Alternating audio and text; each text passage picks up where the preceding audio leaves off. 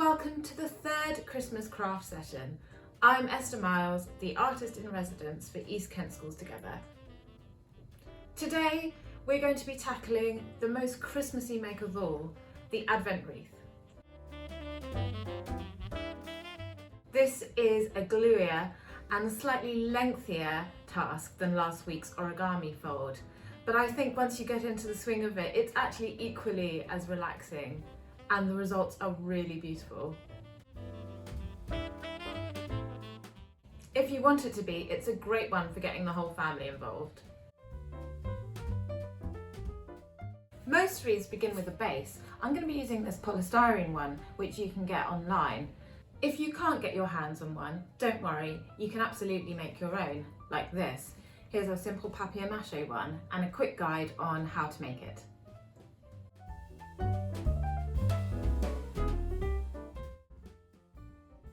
You'll want to cut out your card,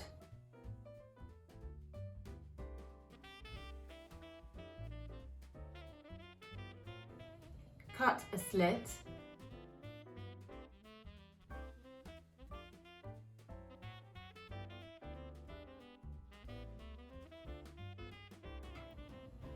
and thread on several cut up toilet rolls.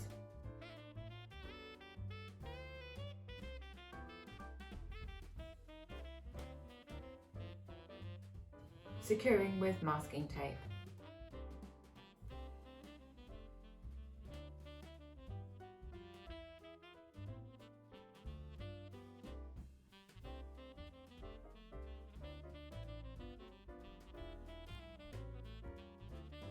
Papier-mâché over one half,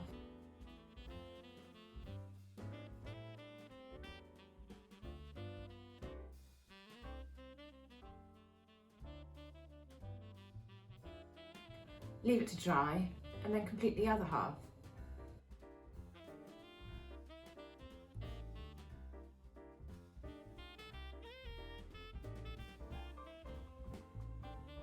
So to make your wreath, you will need your base, polystyrene or your papier-mâché one, several sheets of paper.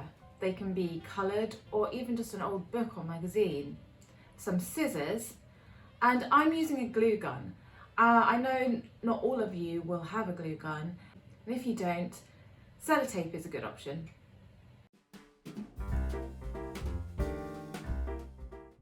Our first job is to make the leaves for our wreath.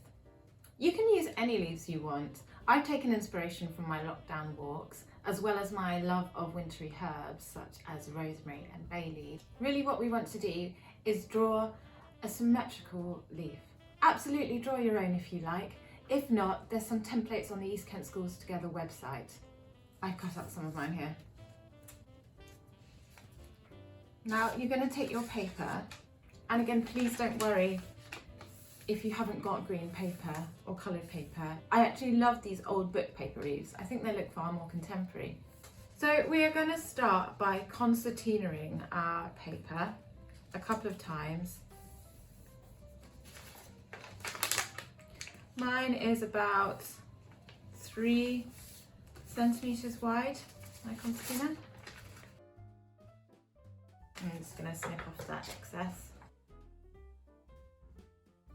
And I'm going to start with my bay leaf shape, folding it in half.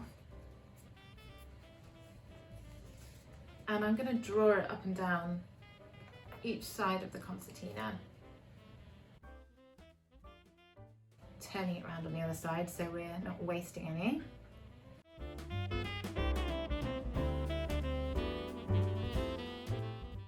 And now I'm going to cut those out. You'll notice when you do cut these out, you'll have a couple of half leaves in, and we're just going to throw those away. The good thing about the concertina method is obviously it saves time because you can cut out a few leaves at the same time, but also it gives the leaves this sort of 3D effect, which really helps give body to the wreath. As well as the bay leaves, I want to add some holly leaves in. The spikes add a really great texture to a wreath. I'm going to use a slightly darker green. And same method, just going to concertina a couple of times.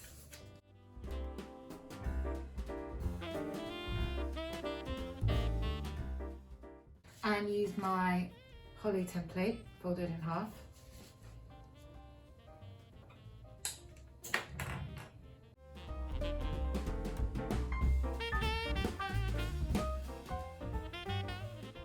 And cut those out.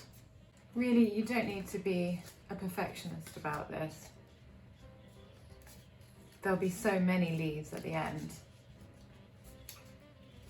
that you'll barely notice if one's not perfect. Of course, if you like, you can do lots of different sizes of the same leaf. You can probably tell that we're going to need quite a few leaves to cover our wreath. This one here is a 20cm polystyrene wreath, and we'll probably need 60 to 65 leaves. So I've been a bit cheeky and roped my family into helping me, and I would advise you do the same too.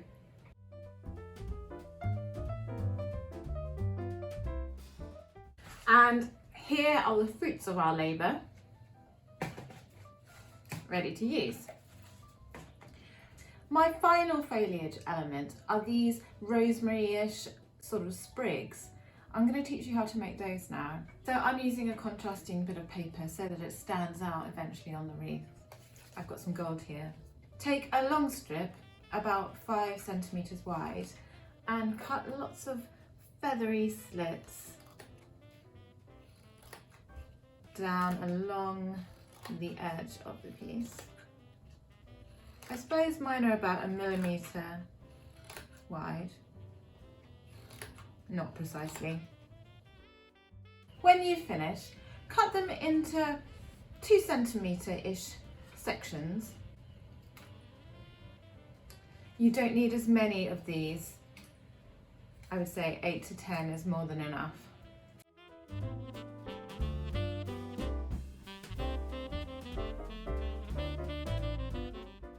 Lovely. I'm going to grab some Pritt stick.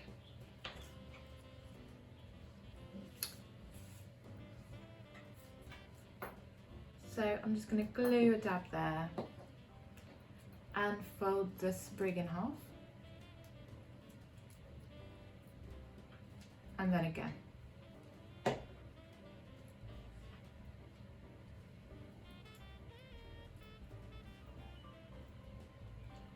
To make it a little bit more plumey, I'm just going to use that old trick that you do when you're wrapping and curling ribbon sometimes, and just gently fold them out.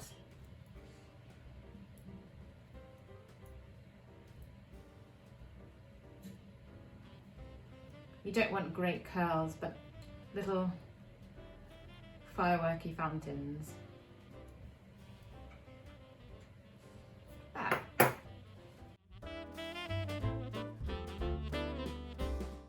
I'm going to heat up my glue gun. A glue gun is a great way of securing very fast and very securely, but if you don't have one, as I said before, sellotape is actually the best option.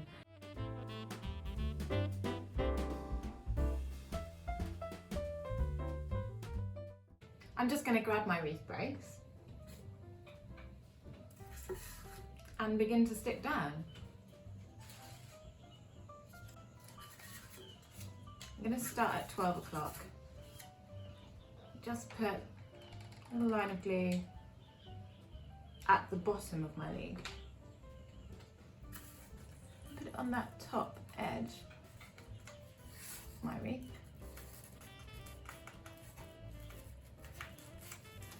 So I want to give a kind of random look to this wreath. So I'm going to alternate colours and leaf shapes. And go for the holly next. Right next to it.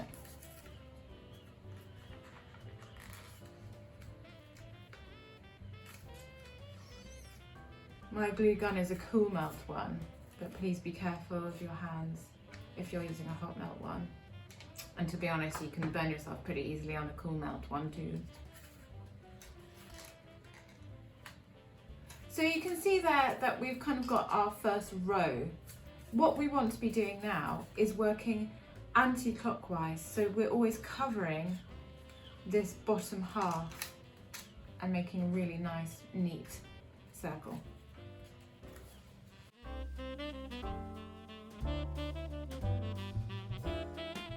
So there's our second row, and I'm just going to carry on around, making sure you can't see any of the white of the polystyrene underneath.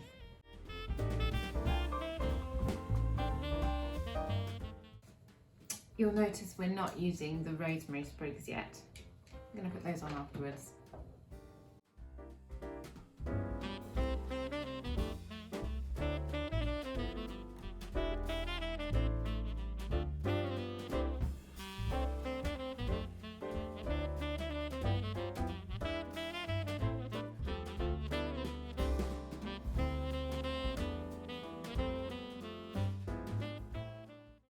So you can see we're nearly at the end here. We've got a few bits of white showing. And so what we want to do now is take leaves and sort of insert them under that first row that you made so that you've got a nice seamless join.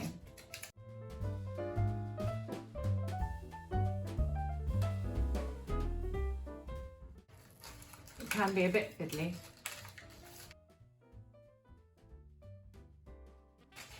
And I'm just going to have a quick check for any bald spots or areas that aren't looking as full.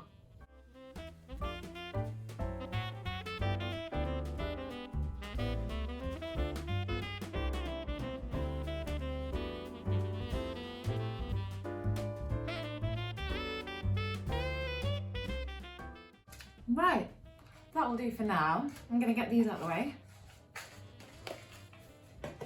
and get out our sort of rosemary piney sprigs. And again, working quite randomly, I'm just going to put them here and there as little accents.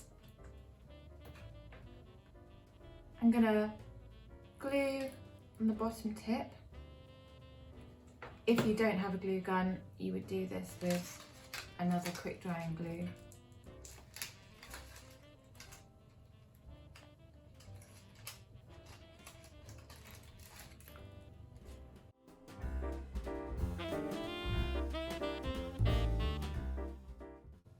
It's actually quite hard to know when to stop.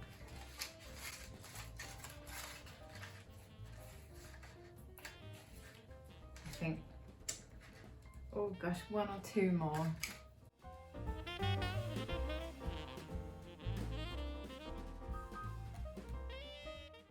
Great.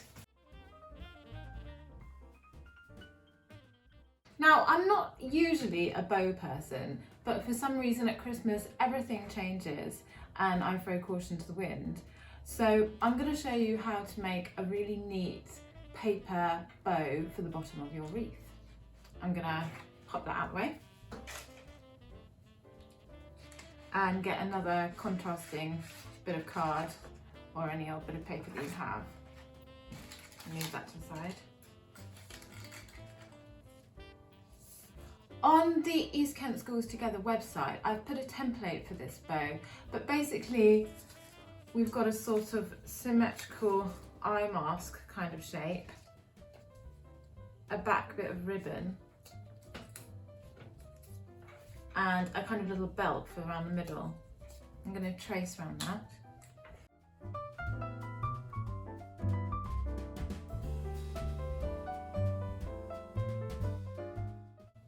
And cut it out.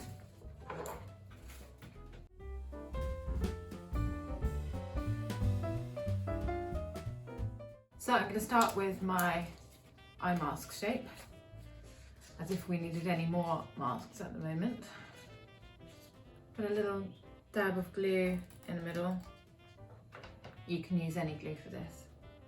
Then fold over the edge and secure. Another dab of glue.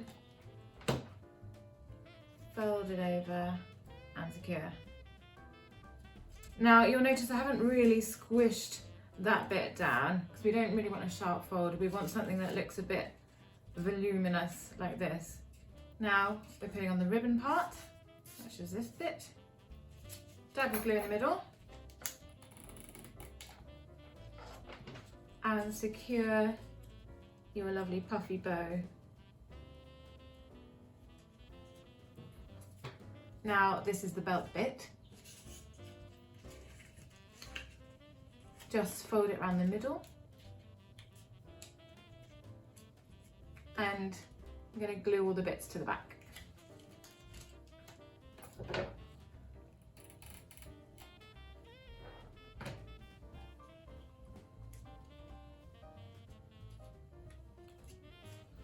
And there is your rather fabulous and slightly kitsch bow. The last job is to secure it to the wreath. Fairly obviously, just gonna put quite a big dollop of glue on the back and find one of the less full areas of your wreath and just squidge it down firmly. And here is the finished wreath. I have to say, of all of the Christmas crafts that I've done this season, this is my absolute favourite.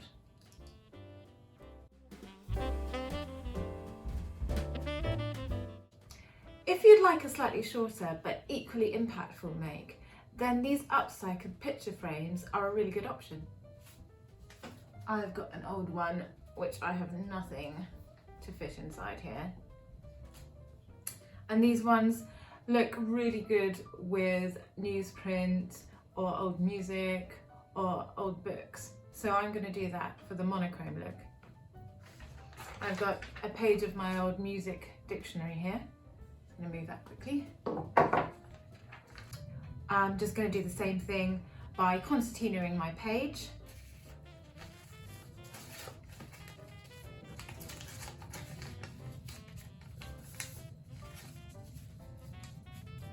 And using my leaf template. It's good to have a few different sizes of leaves for this make.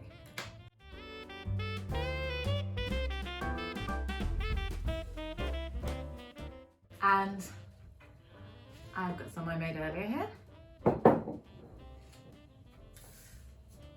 And my frame. The reason why this is quicker is because we're not going to cover the entire frame. We're just going to accent the corners.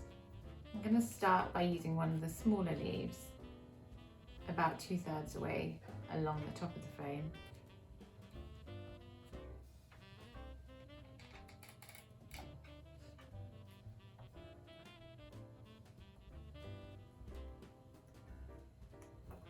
Just glue that on there.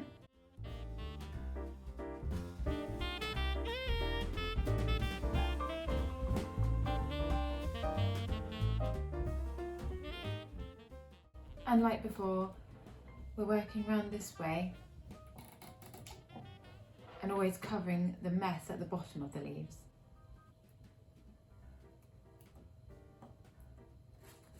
And creating a slightly haphazard look by varying the leaf shapes and sizes every now and then.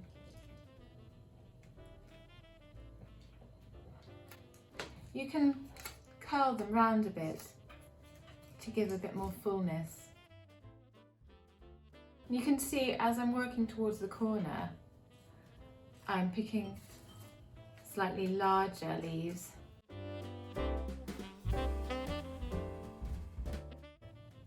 And I'm starting to turn the corner now.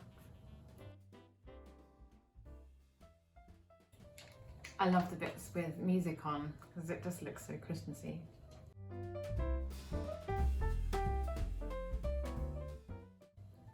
And now that we're approaching about halfway down, I'm going to start using slightly smaller leaves again. You can do what you like then.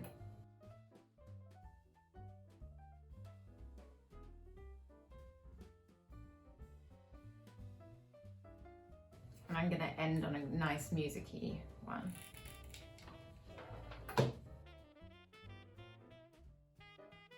Then I'm going to do the same but in a slightly smaller area on the bottom right hand corner. Again, you can do it however you like.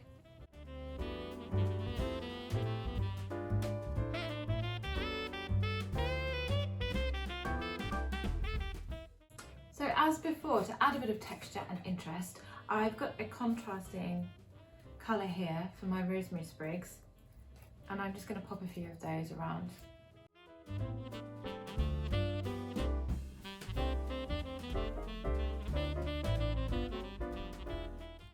hiding them under the leaves.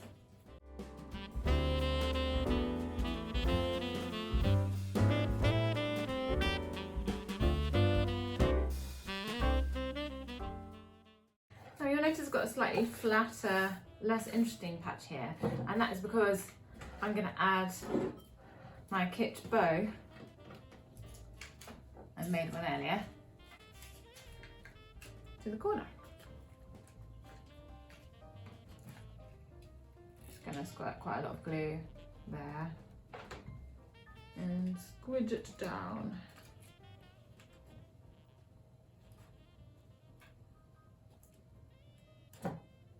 Perfect.